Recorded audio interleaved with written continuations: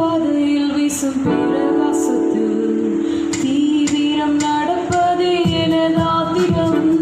பாவ உலகத்துடன் நான் சேர்ந்தேன், தேவாட்டு குட்டி பின்னி போக துணிந்தேன். நான் போகிறேன், நான் போகிறேன், நீங்கள் என்று கொண்டு கண்டு நான் அஞ்சினேன். நீங்கள் பாடும் சில தேவ மைந்தர்களுடன் நான் போகிறேன்.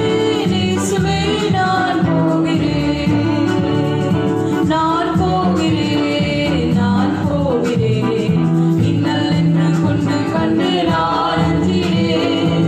நீங்கள் பாடும் சில தேவ மைந்தர்களுடன் நான் போகிறேன். இயேசுவே நான் போகிறேன். கஷ்டங்களும் தீர்த்திடுவார், சுத்தரையும் சேர்த்திடும், சற்றென்று சுமந்திடுவார். கஷ்டங்களும் தீர்த்திடுவார், சுத்தரையும் சேர்த்திடுவார், சற்றென்று சுமந்திடுவார். கஷ்டங்களும் தீர்த்திடுவார், கண்ணீர் நீர் துடைப்பார், துக்கமெல்லாம் தீர்த்திடுவே. கஷ்டங்களும் தீர்த்திடுவார், சுத்தரையும் சேர்த்திடுவார், சற்றென்று சுமந்திடுவார்.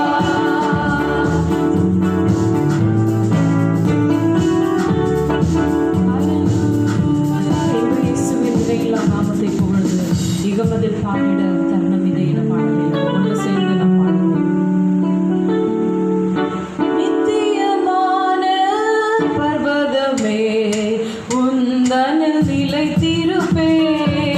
நித்தியமான பர்வதமே உந்தனில் நிலைத்திருப்பேன். நீங்கிடாதென்னை தோளின் மேல் சுமந்து, நீங்கிடாதென்னை தோளின் மேல் சுமந்து நித்தம் நடத்துகிறீர். என்னையும் ஜனமாய் நினைத்தேன், உன்னத வெளிப்படுங்கள் இறைவா. என்னையும் ஜனமாய் நினைத்தேன், திருநத வெளிப்படுங்கள் இறைவா. இயேசுவின் இணையில்லா நாமத்தை புகழ்ந்து இகமகிழ் பாடிட தருணம் இதே. இயேசுவை போல் நேசரில்லை, இன்றும் என்றென்றும் அவர் துதி சாற்றிடுவேன். இயேசுவை போல் நேசரில்லை, இன்றும் என்றென்றும் அவர் துதி சாற்றிடுவேன். இன்ப இயேசுவின் இணையில்லா நாமத்தை புகழ்ந்து இகமதில் பாடிட தருணம் இதே.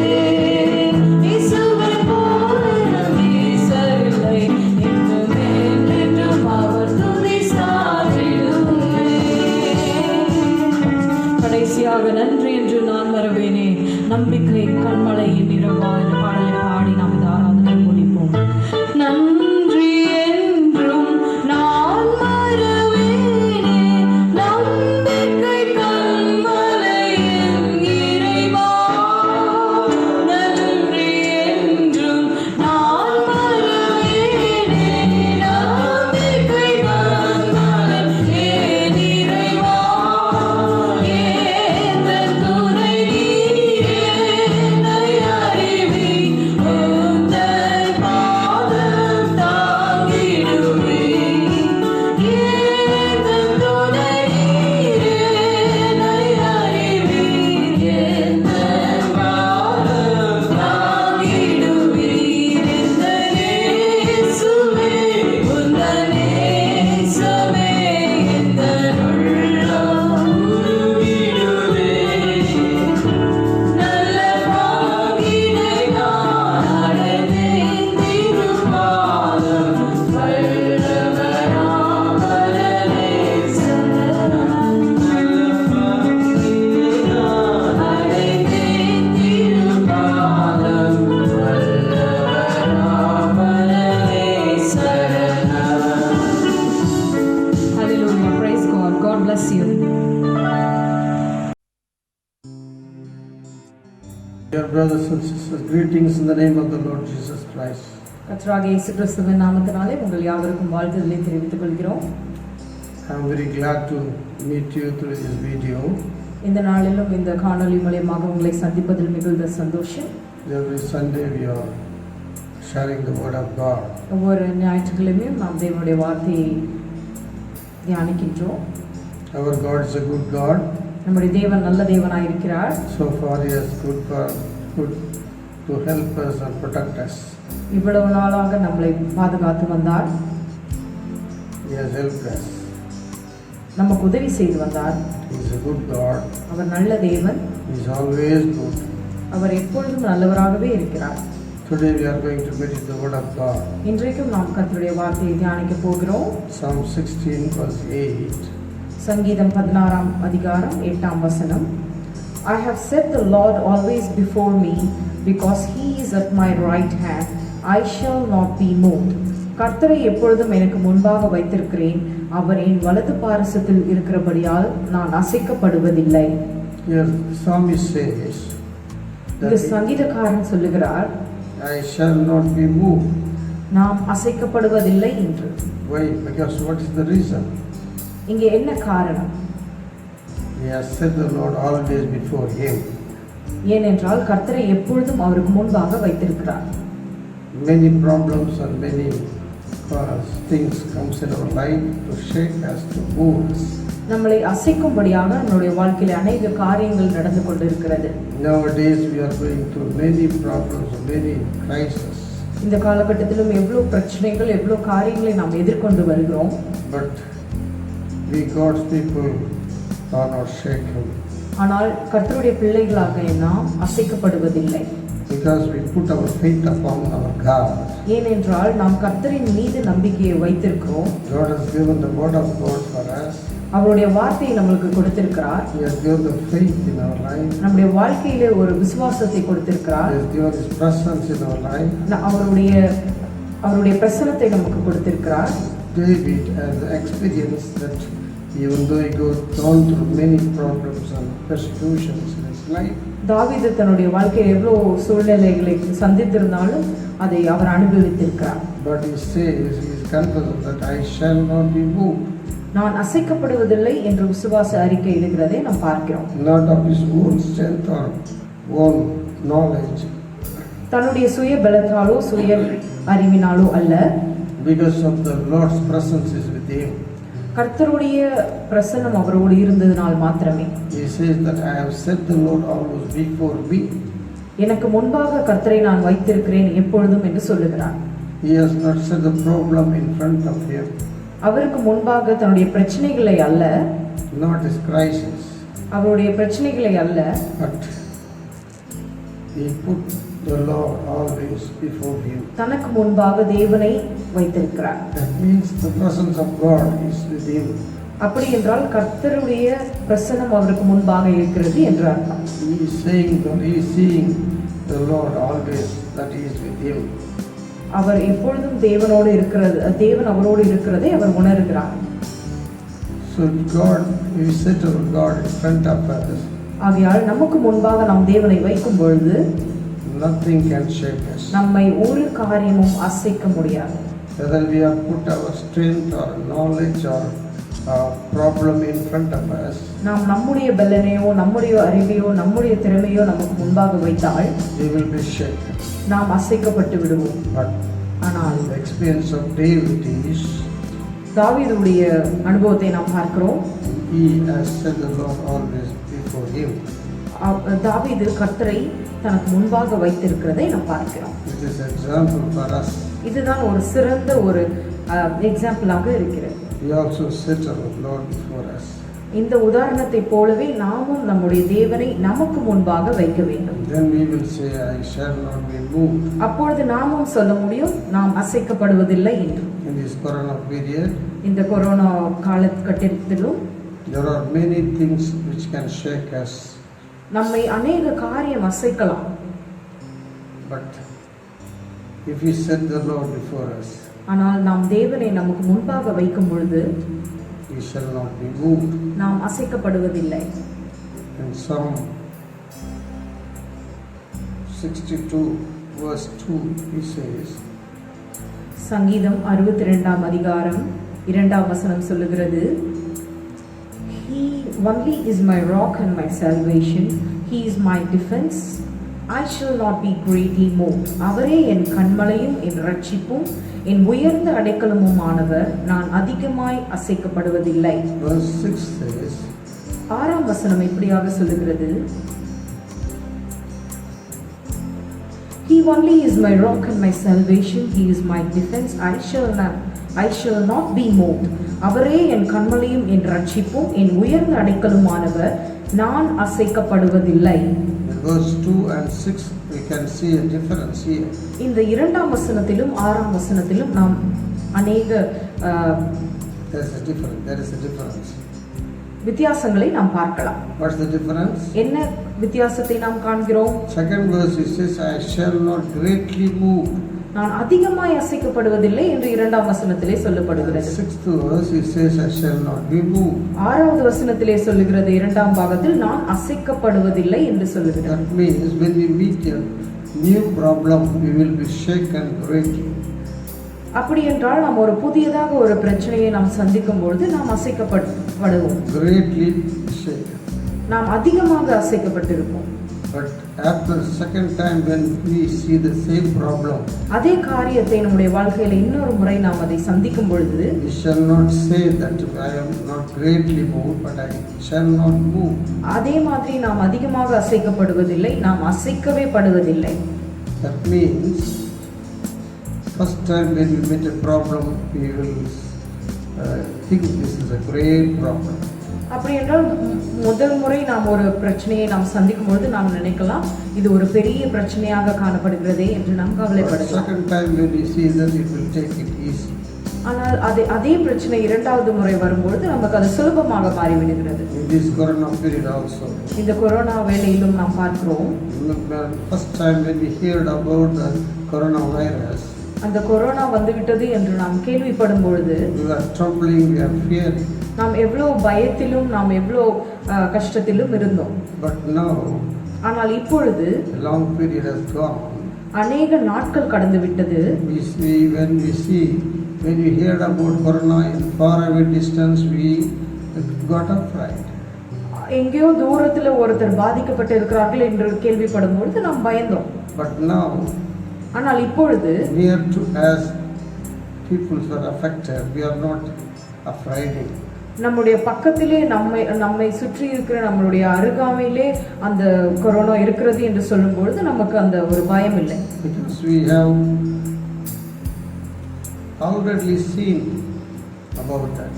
ஏனென்றால் இதை குறித்து நாம் ஏற்கனவே அனுபவித்து விட்டோம். So in the case of David's experience also, தாவீதுடைய அனுபவத்திலும் நாம் பார்க்கிறோம். he says, I shall not greatly move. First, second verse.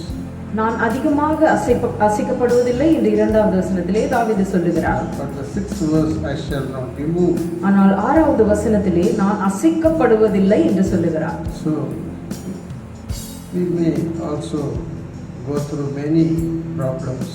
ஆகையால் இந்த மாதிரி காரியங்களை நாம் அநேகம் சந்தித்திருக்கலாம்.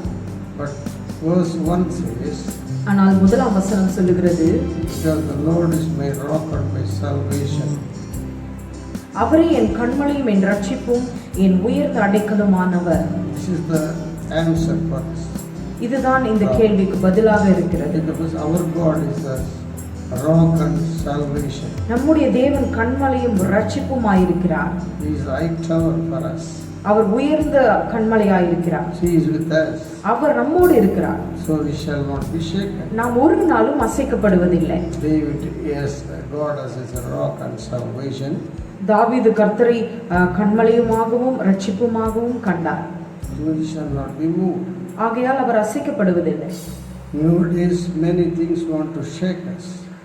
நம்முடைய வாழ்க்கையில் அநேக காரியங்களை நம்மை அசைக்கும்படியாக வந்து கொண்டிருக்கிறது. But let not give room for that. ஆகையால் அந்த காரியம் நம்மை அசைக்கும்படியாக நாம் வழி வகுக்க கூடாது. But God is with us, we shall not be moved. தேவன் நம்மோடு இருக்கிறதுனால் நாம் அசைக்கப்படுவதில்லை.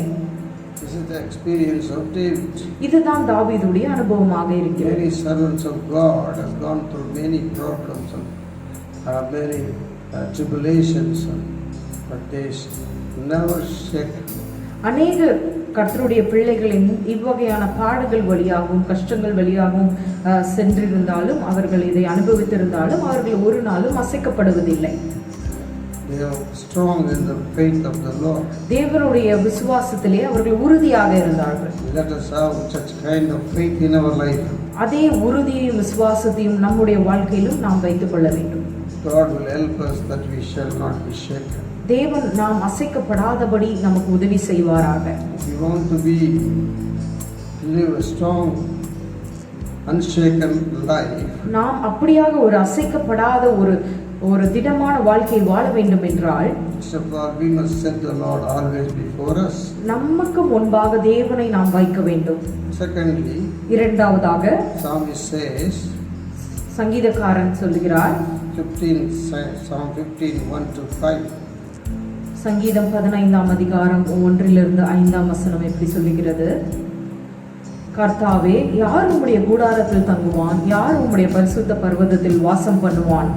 உத்தமமாய் நடந்து நீதியை நடப்பித்து மனதார சத்தியத்தை பேசுகிறவன் தானே. அவன் தன் நாவினால் புறங்கூறாமலும் தன் தோழருக்கு தீங்கு செய்யாமலும் தன் அயலான் மேல் சொல்லப்படும் நிந்தையான பேச்சை எடுக்காமலும் இருக்கிறான். ஆகாதவன் அவன் பார்வைக்கு தீர்ப்பானவன். கர்த்தருக்கு பயந்தவர்களையோ கனம் பண்ணுகிறான். ஆணையிட்டதில் தனக்கு நஷ்டம் வந்தாலும் தவறாதிருக்கிறான். தன் பணத்தை வட்டி கொடாமலும் குற்றமில்லாதவனுக்கு விரோதமாய் பரிதானம் வாங்காமலும் இருக்கிறான். இப்படி செய்கிறவன் என்றென்றைக்கும் அசைக்கப்படுவதில்லை. 5ஆம் வசனம் சொல்லுகிறது, இப்படி செய்கிறவன் என்றென்றைக்கும் அசைக்கப்படுவதில்லை என்று சொல்லுகிறது.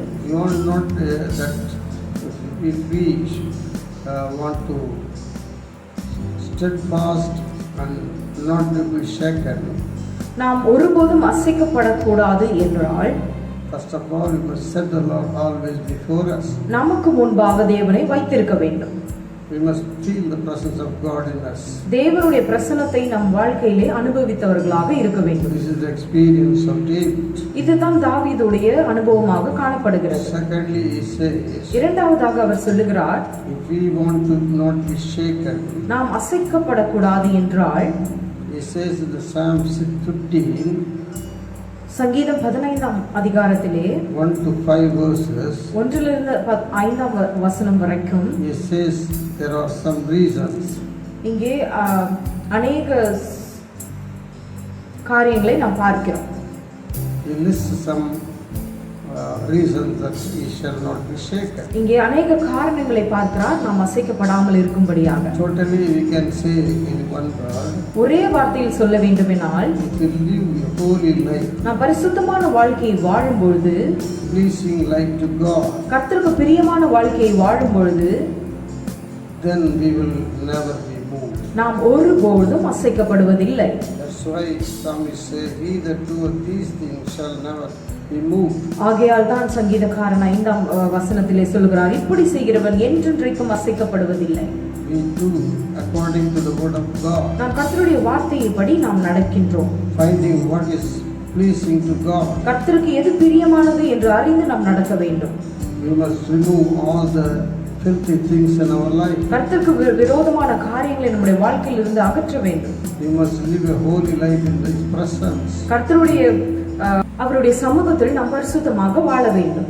Then we shall never be moved. அப்பொழுது நாம் ஒருபொழுதும் அசைக்கப்படுவதில்லை.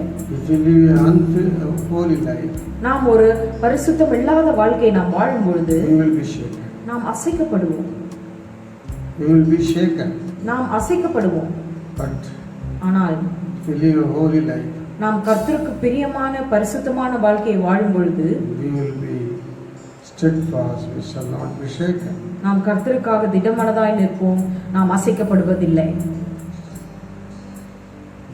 Thirdly, மூன்றாவதாக 2 Peter verse 1, chapter 1 verse 10. 2 பேதுரு 1ஆம் அதிகாரம் 10ஆம் வசனத்திலே பார்க்கிறோம். ஆகையால் சகோதரரே, உங்கள் அழைப்பையும் தெரிந்து கொள்ளுதலையும் உறுதியாக்கும்படிக்கு ஜாக்கிரதையாயிருங்கள். இவைகளை செய்தால் நீங்கள் ஒரு காலம் இடறுவதில்லை. This is the experience of Saint Peter's life. பேதுருவுடைய வாழ்க்கையில் காணப்பட்ட ஒரு அனுபவமாக இருக்கிறது. He writes the general epistle to all the believers. பேதுரு பரிசுத்தவான்களுக்காக நிருபங்களை எழுதுகிறதை நாம் பார்க்கிறோம். He says that every believer should be steadfast and not be shaken. இங்கே நாம் பார்க்கிறோம், உங்கள் அழைப்பையும் தெரிந்து கொள்ளுதலையும் உறுதியாக்கும்படிக்கு ஜாக்கிரதையாயிருங்கள். If a man of God is sure about his calling and election, ஒரு மனிதன் தேவனுடைய அழைப்பையும் தெரிந்து கொள்ளுதலையும் உறுதியாக பிடித்துக் கொள்ளும் பொழுது he will never be shaken. அவன் ஒருபொழுதும் அசைக்கப்படுவதில்லை. That means Paul and Peter, as a confirmation in his life, that why God has called him, he knows that. அப்படி என்றால் பேதுருவுடைய வாழ்க்கையில தேவன் எதற்காக தன்னை அழைத்திருக்கிறார் என்ற உறுதி அவருக்குள் காணப்பட்டது. God called him to do ministry among the Jews. யூதர்கள் மத்தியிலே ஊழியம் செய்யும்படியாக பேதுருவை தேவன் தெரிந்தெடுத்திருக்கிறார். So he is steadfast in his calling. அவருடைய அழைப்பிலே அவர் உறுதியாயிருந்தார். In the beginning he may be stumbling. அவர் அழைக்கப்பட்ட புதுசிலே அவர் மிகவும் தள்ளாடி இருந்திருக்கலாம். But after his anointing, he has received anointing from the God. அவர் கர்த்தருடைய அபிஷேகத்தை பெற்றுக்கொண்ட பிறகு He was strong in the faith. தேவனுடைய அழைப்பிலே விசுவாசமாக இருந்தார். So he is confident about his calling. அவருடைய அழைப்பை குறித்து அவர் நம்பிக்கையாக உறுதியாக இருந்தார். God used him mightily. தேவன் அவரை வல்லமையாக பயன்படுத்தி வந்தார். Even though he was not educated, அவர் ஒரு படிப்பறிவு இல்லாதவராக காணப்பட்டாலும் but he was always with God, அவர் எப்பொழுதும் தேவனோடு இருந்தார். hearing the word of God, கர்த்தருடைய வார்த்தையை கேட்டுக்கொண்டிருந்தார். obeying the word of God, தேவனுடைய வார்த்தைக்கு கீழ்ப்படிந்தார். doing the will of God. கர்த்தருடைய வார்த்தையை செய்து வந்தார். He has done the mighty. God has done many mighty things through him. அவர் வழியாக தேவன் வல்லமையான காரியத்தை செய்து வந்தார். Even in his death, he was crucified upside down on the cross. அவர் மரித்த பொழுது கூட நாம் பார்க்கிறோம், சிலுவையிலே அவர் தலைகீழாக தொங்கப்பட்டிருக்கிறார் என்று. He has lived a martyr life for God. அவர் கர்த்தருக்காக இரத்த சாட்சியாக மரித்ததை நாம் பார்க்கிறோம். So he knew God is calling and his election. அவருடைய அழைப்பு என்னதென்று அவர் அறிந்தவராக இருந்தார். That's why he gives the advice to all the saints of God. ஆகையால் தான் பரிசுத்தவான்களுக்கு அவர் எழுதியிருக்கிறார் இவ்வண்ணமாக. You must know your calling and election. உங்களுடைய அழைப்பை நீங்கள் தெரிந்து கொள்ள வேண்டும் என்று எழுதியிருக்கிறார். This is the prime thing in a believer's life. இதுதான் தலையாய முக்கியமான ஒரு காரியமாக காணப்படுகிறது ஒரு கிறிஸ்தவ வாழ்க்கையில். Everybody has called for a definite purpose. ஒவ்வொருவரும் ஒவ்வொரு அழைப்புக்காக அழைக்கப்பட்டிருக்கிறார்கள். Definite calling. ஒரு அழைப்பு இருக்கிறது. Everybody has a different calling. ஒவ்வொருவருக்கும் வித்தியாசமான அழைப்புகள் இருக்கிறது. Paul has a different calling. பவுலுக்கு ஒரு அழைப்பு இருந்தது. Galatians 2:7 says. கலாத்தியர் 2ஆம் அதிகாரம் 7ஆம் வசனம் சொல்லுகிறது. Paul was called to do ministry among the Gentiles. பவுலுடைய அழைப்பு என்னவென்றால் புறஜாதிகள் மத்தியில் ஊழியம் செய்வது. But Peter's calling was among the Jews. ஆனால் பேதுருவுடைய அழைப்போ யூதர்கள் மத்தியில் ஊழியம் செய்வது. They have the confirmation in their life. அவர்களுடைய வாழ்க்கையிலே அவர்கள் உறுதியாக இருந்தார்கள் தேவன் எதற்காக அவர்களை அழைத்தார் என்று. They have, until the end they have not shaken. கடைசி வரைக்கும் அவர்கள் அசைக்கப்படவில்லை. Until his death. அவர்களுடைய வாழ்க்கை முடியும் வரை அவர்கள் அசைக்கப்படவில்லை. Because they have known the calling and election of God. ஏனென்றால் அவர்களுக்கு தெரியும் தேவன் எதற்காக அழைத்திருக்கிறார் அவர்களை என்று. In these days many people they do not know their calling and election. இந்த நாட்களிலும் அநேகருக்கு தெரியாது தேவன் எதற்காக நம்மை உருவாக்கி இருக்கிறார் அழைத்திருக்கிறார் என்று. So they are shaken. ஆகையால் அவர்கள் அநேக விஷயத்திலே அசைக்கப்படுகிறார்கள். Let God help us to know the calling and election in our life. அப்படிப்பட்ட தள்ளாடி கொண்டு இருக்கிறவர்களுக்கு தேவன் உதவி செய்வாராக. Let us know our calling and election. நம்முடைய வாழ்க்கையில தேவன் அழைத்தது எதற்கு என்று தெரியும்படியாக செய்வாராக. Then we shall not be shaken. அப்பொழுது நாமும் அசைக்கப்படுவதில்லை. We will be steadfast in the Lord. நாம் தேவனுக்காக உறுதியாக நிற்போம். Because the coming days are very difficulties. ஏனென்றால் வருகின்ற நாட்கள் மிகவும் கடினமான நாட்களாக இருக்கிறது. Our faith shall be shaken. நம்முடைய விசுவாசம் தளர்ந்து போகலாம். Our spiritual life shall be shaken. நம்மளுடைய விசுவாச வாழ்க்கை தளர்ந்து போகலாம். But we should not give room for that. அதற்கெல்லாம் நாம் வழிவகுக்கிறவர்களாக இருக்கக்கூடாது. We should be steadfast in praying and reading the word of God and meditating the word of God and having faith in God. நாம் ஜெபித்து தேவன் மீது நம்பிக்கை வைத்து ஜெபத்தோடு நம்முடைய வாழ்க்கையை விசுவாசத்தோடு நாம் நடத்த வேண்டும். Then the Lord will help us that we may not stumble. அப்பொழுது நாம் அலைந்து திரியாதபடி தேவன் நம்மை பாதுகாப்பார். That's why Psalms 37 verse 23 and 24 says. சங்கீதம் 37ஆம் அதிகாரம் 23 and 23 24 வசனம் எப்படி சொல்லுகிறது? நல்ல மனுஷனுடைய நடைகள் கர்த்தரால் உறுதிப்படும், அவனுடைய வழியின் மேல் அவர் பிரியமாய் இருக்கிறார். அவன் விழுந்தாலும் தள்ளுண்டு போவதில்லை, கர்த்தர் தமது கையினால் அவனை தாங்குகிறார். He shall not be shaken. நாம் அசைக்கப்படுவதில்லை. Because the good man's steps are ordered by the Lord. ஏனென்றால் நல்ல மனுஷனுடைய நடைகள் கர்த்தரால் உறுதிப்படப்படுகிறது. So God delights us in His way. ஆகையால் தேவன் அவருடைய வழியின் மேல் பிரியமாய் இருக்கிறார். Though he fall, he shall not be utterly cast down, for the Lord upholdeth him with his hand. அப்படிப்பட்ட ஒரு நல்ல மனிதன் விழுந்தாலும் தள்ளுண்டு போவதில்லை, ஏனென்றால் கர்த்தர் கையினால் அவன் தாங்கப்படுவதினால். Because our God is upholding us.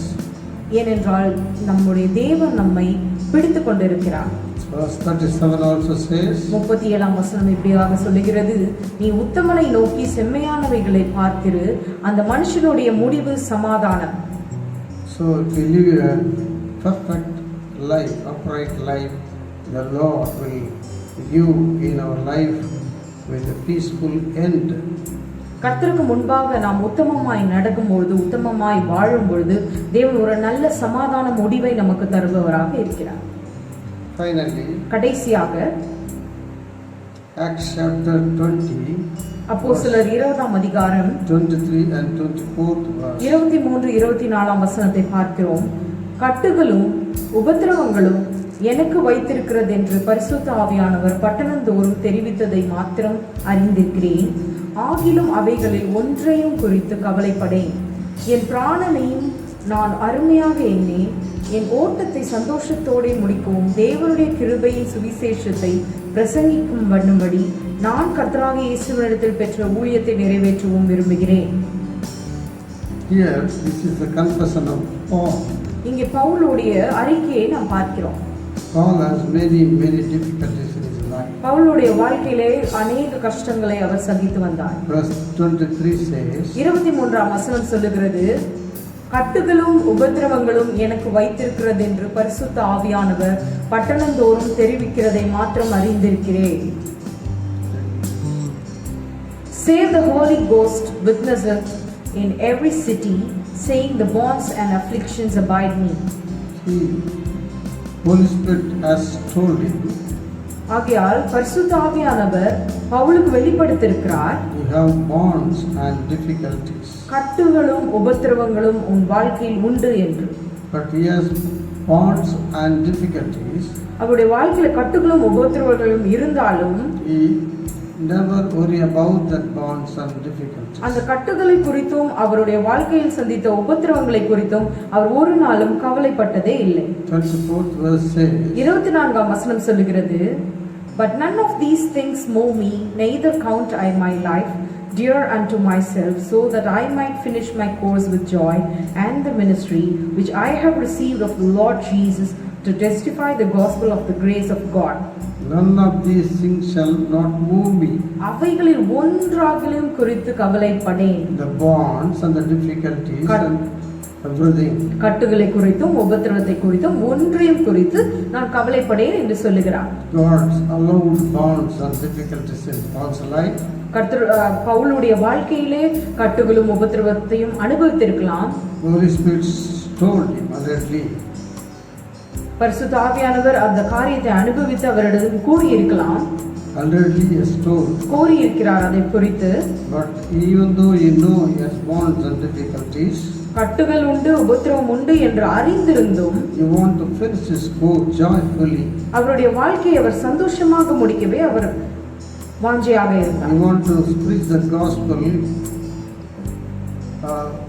with joyfully. அவருடைய ஓட்டத்தை சந்தோஷத்தோடு முடிக்கவும் தேவனுடைய கிருபையின் சுவிசேஷத்தை பிரசங்கம் பண்ணும்படிக்கு கர்த்தராகிய இயேசு கிறிஸ்துவினிடத்தில் பெற்ற ஊழியத்தை நிறைவேற்றவுமே விரும்புகிறேன் என்றார். Yes, you want to fulfill the ministry of God. கர்த்தருடைய ஊழியத்தை நிறைவேற்ற அவர் விரும்பினார். The grace of the gospel to preach everybody.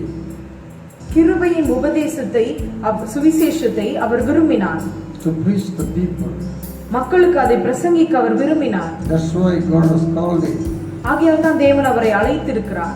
Not this for this only God called him. இதற்காக தான் தேவனை அழைத்திருக்கிறார். We want to fulfill the will of God. கர்த்தருடைய விருப்பத்தை நிறைவேற்ற வேண்டும் என்று அவரும் வாழ்ந்தார். That means in our life also there may become bonds and difficulties. நம்மளுடைய வாழ்க்கையிலும் கட்டுகளும் உபத்திரவங்களும் காணப்படலாம். That cannot able to stop our running. நம்மளுடைய ஓட்டத்தை கட்டுகளும் உபத்திரவங்களும் நம்மை தடுக்க முடியாது. Paul had a confidence in his life. பவுலுடைய வாழ்க்கையிலே நம்பிக்கையை நாம் பார்க்கிறோம். He has a confidence that nothing can move. அவருடைய வாழ்க்கையிலே ஒரு நம்பிக்கை இருந்தது, எதுவும் என்னை அசைக்க முடியாது என்று.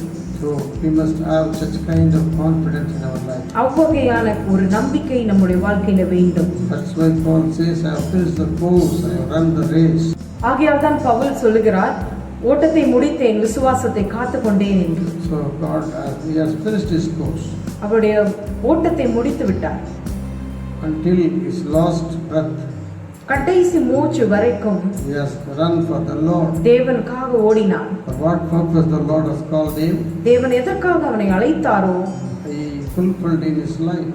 அவருடைய வாழ்க்கையிலே அந்த காரியத்தை நிறைவேற்றினார். He planted many churches. அநேக சபைகளை ஸ்தாபித்ததை நாம் பார்க்கிறோம். He brought up many servants of God. அநேக ஊழியர்களை எழுப்பினதை நாம் பார்க்கிறோம். He has gone many journeys, that is missionary journeys in his life. அநேக பிரயாணப்பட்டு சுவிசேஷங்களை அறிவித்ததை நாம் He பார்க்கிறோம். has suffered a lot for God. கிறிஸ்துவுக்காக அநேக பாடுகளை பட்டதை நாம் பார்க்கிறோம். He is a good man of God. தேவனுடைய நல்ல ஒரு மனிதனாக காணப்பட்டார். He has lived a challenging life. அவர் ஒரு சவாலான வாழ்க்கையை வாழ்ந்ததை நாம் பார்க்கிறோம். Even though he has gone through many problems. அநேக பிரச்சனைகள் வழியில் கடந்து போனாலும் Romans 8 verse 35 to 39. ரோமர் 8ஆம் அதிகாரம் 35ஆம் வசனத்திலிருந்து 39ஆம் வசனம் வரைக்கும் பார்க்கிறோம். உமது நிமித்தம் எந்நேரமும் கொல்லப்படுகிறோம், அடிக்கப்படும் ஆடுகளைப் போல எண்ணப்படுகிறோம் என்று எழுதியிருக்கிறபடி நேரிட்டாலும் கிறிஸ்துவின் அன்பை விட்டு நம்மை பிரிப்பவன் யார்? உபத்திரவமோ, வியாகுலமோ, துன்பமோ, பசியோ, நிர்வாணமோ, நாசமோசமோ, பட்டயமோ, இவைகள் எல்லாவற்றிலேயும் நாம் நம்மை அன்பு கூறுகிறவராலே முற்றும் ஜெயம் கொள்ளுகிறவர்களாகிறோமே. இவை எல்லாவற்றிலேயும் நாம் நம்மில் அன்பு கூறுகிறவராலே முற்றும் ஜெயம் கொள்ளுகிறவர்களாகிறோமே. மரணமானாலும் ஜீவனானாலும் தேவதூதர்களானாலும் அதிகாரங்களானாலும் வல்லமைகளானாலும் நிகழ்காரியங்களானாலும் வருங்காலங்களானாலும் உயர்வானாலும் தாழ்வானாலும் வேறெந்த சிருஷ்டியானாலும் நம்முடைய கர்த்தராகிய இயேசு கிறிஸ்துவில் உள்ள தேவனுடைய அன்பை விட்டு பிரிப்பவன் யாதென்று நிச்சயித்திருக்கிறேன்.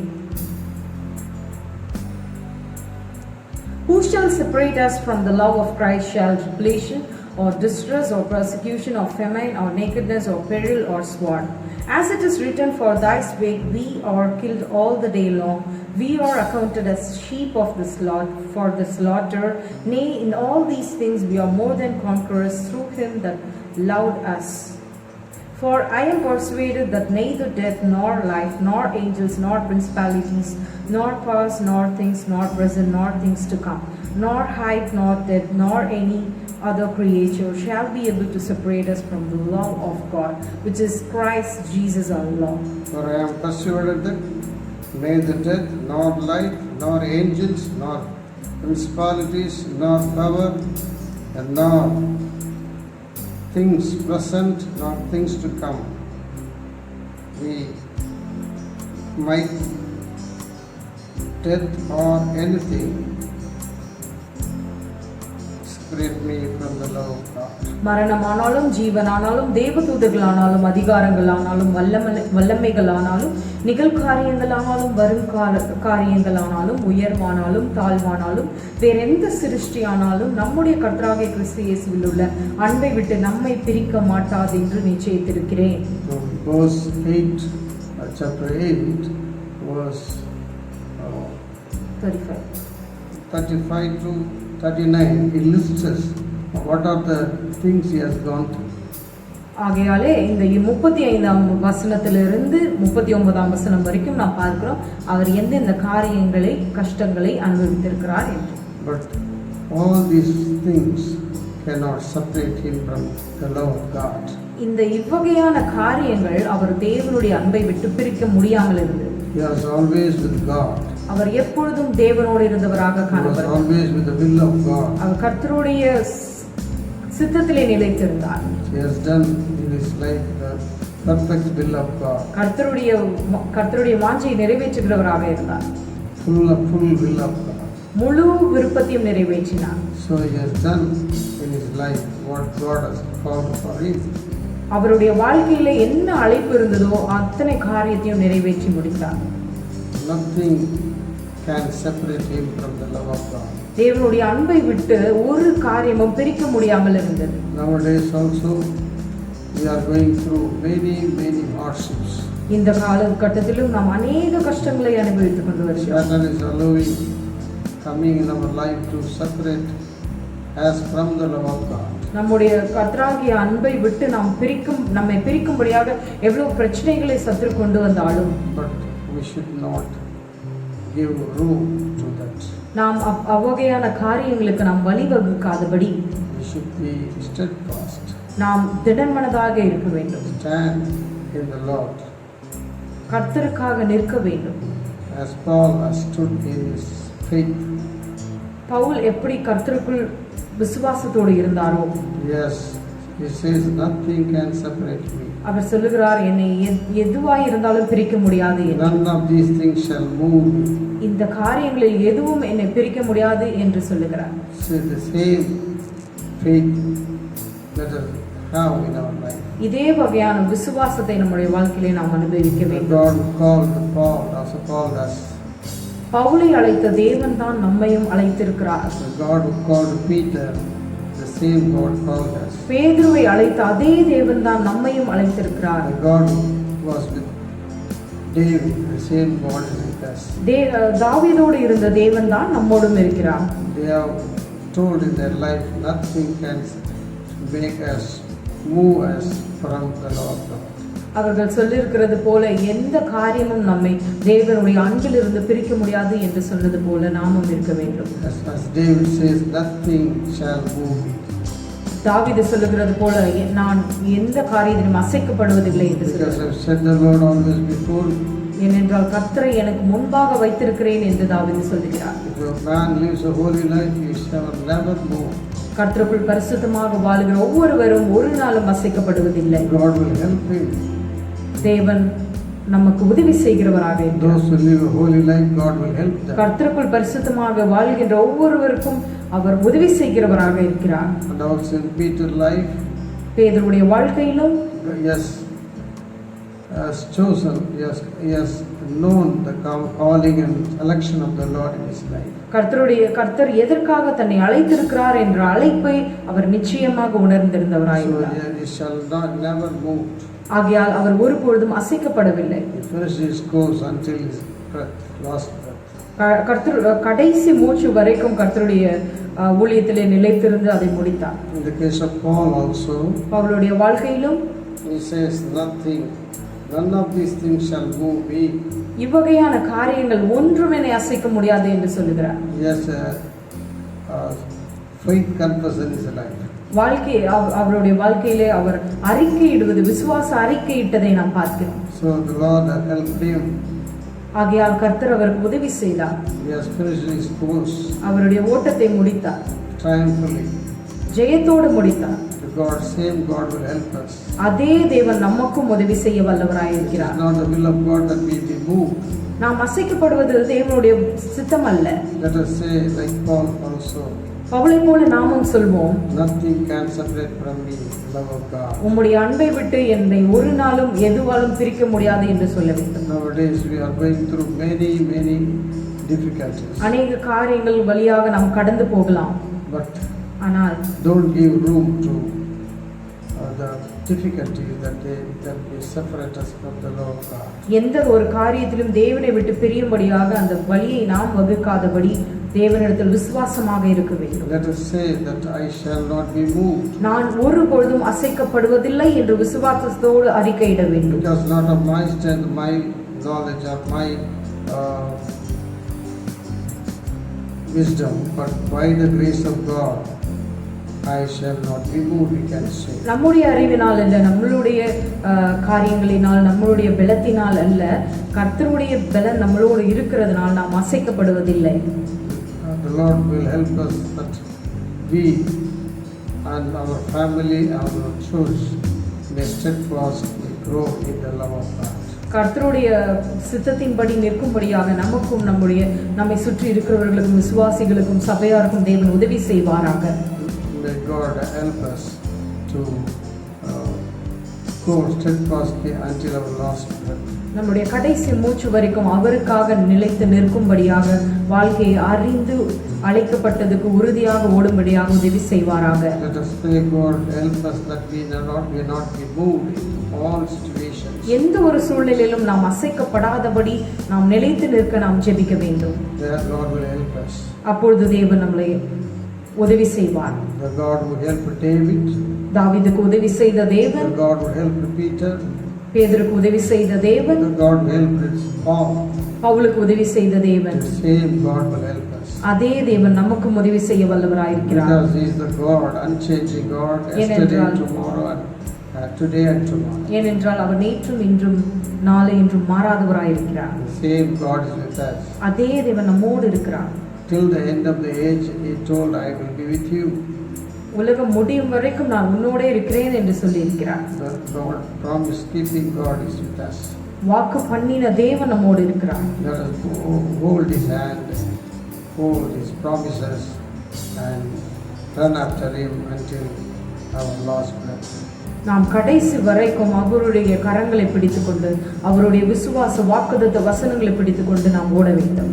May God help us to live an unshakable life. அசைக்கப்படாதபடிக்கு ஒரு வாழ்க்கையை வாழும்படியாக தேவன் நம்மை ஆசீர்வதிப்பாராக. May God bless you. தேவன் உங்களை ஆசீர்வதிப்பாராக. I believe that these words may be useful to you. இந்த வார்த்தை உங்களுக்கு பிரயோஜனமாக இருந்தது என்று நான் விசுவாசிக்கிறேன். God bless you. தேவன் உங்களை ஆசீர்வதிப்பாராக. Pray for us. எங்களுக்காக ஜெபித்துக் கொள்ளுங்கள். The Lord may shortly come to an end to the lockdown. இந்த ஒரு கட்டுப்பாட்டுக்கு தேவன் ஒரு முடிவை கொண்டு வருவாராக. Let the Lord may help us to come into our churches and worship freely. நாம் ஒவ்வொருவரும் சபையிலே கூடி தேவனை ஆராதிக்கும்படியாக உதவி செய்வாராக. May God bless you. தேவன் உங்களை ஆசீர்வதிப்பாராக. Your family. உங்களையும் உங்கள் குடும்பங்களையும் ஆசீர்வதிப்பாராக. Please pray for us and our family. எங்களுக்காகவும் எங்கள் குடும்பத்துக்காகவும் ஜெபித்துக் கொள்ளுங்கள். Thank you very much. நன்றி. Amen. Amen. Brothers and sisters, I believe that this message will be useful to you.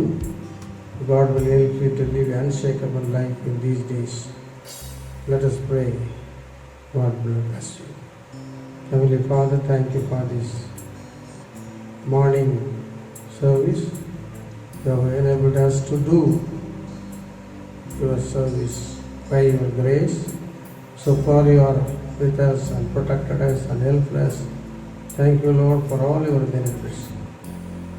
Thank you for the message you have given to us. You have given examples, Paul and David's life and Peter's life. They were lived an unshakable life in their life. So help us that we may live an unshaken life in our days. As the word of God says, we shall not be moved. It is your will that we shall not be shaken and live a steadfast life. Help us everybody to live a strong and confident and steadfast life for you until you are coming. I bless everybody in Jesus' name. Ask in Jesus' name. Amen. soul, and all that is within me. Bless his holy name. Bless the Lord, O my soul, and forget not all his benefits. May the grace of the Lord Jesus Christ, and the love of the Lord, and the communion of the Holy Spirit be with you all. Amen.